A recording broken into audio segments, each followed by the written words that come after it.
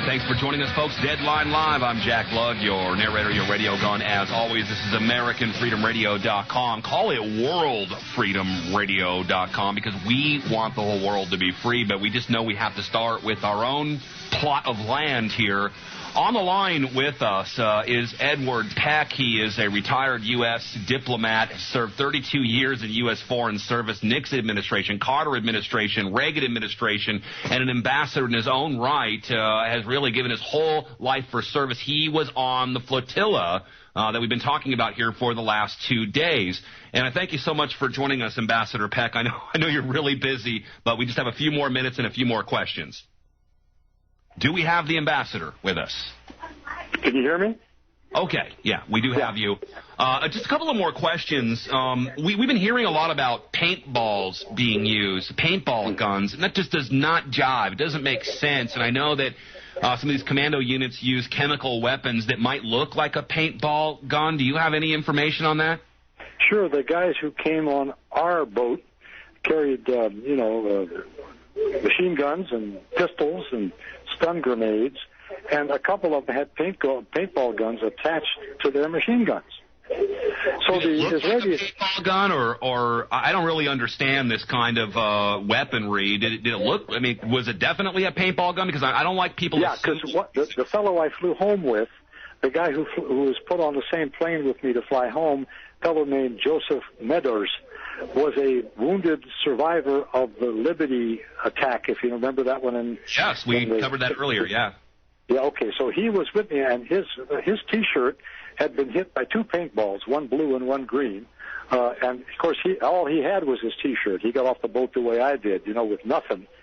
So, yeah, he got hit with paintballs, which just stung him, But they used stun grenades on our little ship that left one guy stunned, and they also used violence to remove the people who were trying to block access to the wheelhouse. So we had people with their arms in slings and people with bandages on their heads and so forth, because they didn't want us to prevent them from taking over the boat. And we offered what is described as, and what we were told to do, was passive resistance. Lock arms, stand around inside the wheelhouse, don't let them in. And they were convinced that we shouldn't be allowed to do that, so they removed us forcibly, and in some cases, injured people. Well, that's not, we did see some video. I don't know if you've had a chance to look at the video of people combating the commandos who had lined down from their Apache helicopters onto the ship in question. And a lot of us thought, take the beating because it's coming, but they did fight back. It's hard not to. I would have probably done the same thing. What brought that on? What provoked that? What provoked what, the fighting or the attack on the ship? The fighting back, because you just said, we were going to be in solidarity. That was on my little ship.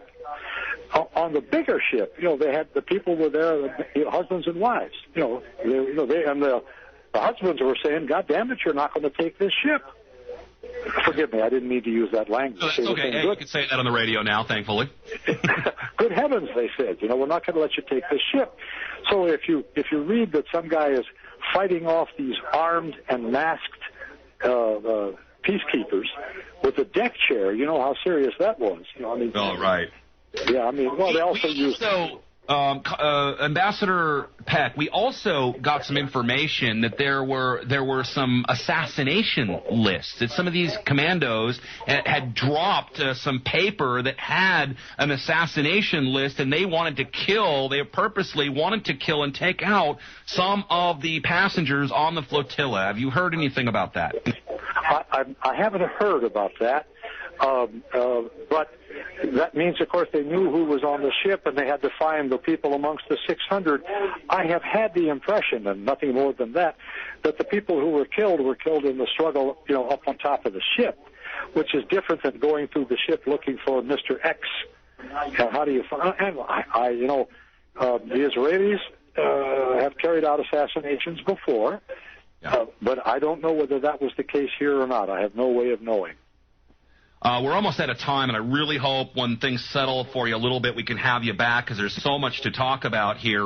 Finally, the Rachel Corrie is heading from Ireland. I saw the Deputy Secretary of State Crowley, DJ Crowley, today say that maybe they wouldn't undergo the same pressure you guys underwent because they were carrying an Irish flag coming in. Luckily, their engines had trouble, or they would have been with you. Now they're coming back in. Meanwhile, Bibi Netanyahu and Israel is saying, we consider this war, and we're going to escalate. We're going to be even more violent if somebody tries to crack this blockade again in international waters.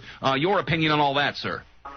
Well, this becomes emotional. If you remember who Rachel Corrie was, you do you, or not? Yes, we do, and we've been reporting on it on our program. Oh, excuse me, okay, because here comes the Rachel Corrie loaded with Irish people flying the Irish flag.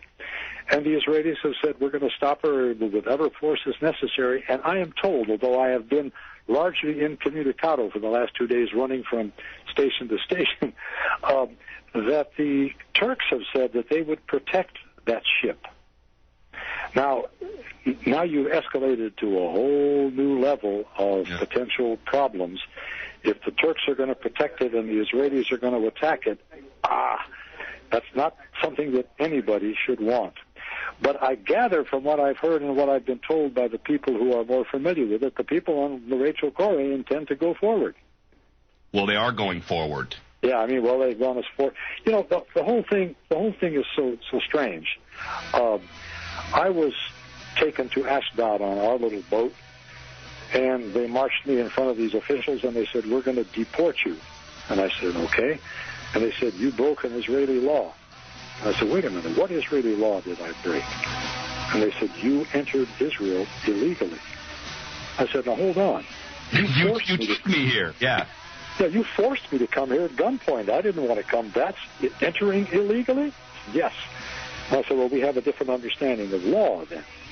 You know? Ambassador, we're out of time. Ambassador Edward Peck, we'd love to have you back. I'll try to get my producers to make that arrangement. Let's give it another shot. The fact that they treated you like this and suspected you and a former ambassador and an important VIP doesn't say much for how they're going to treat the other people who aren't quite as esteemed. Thank you so much for your time. I look forward to talking to you again real soon. Thank you for joining us, sir.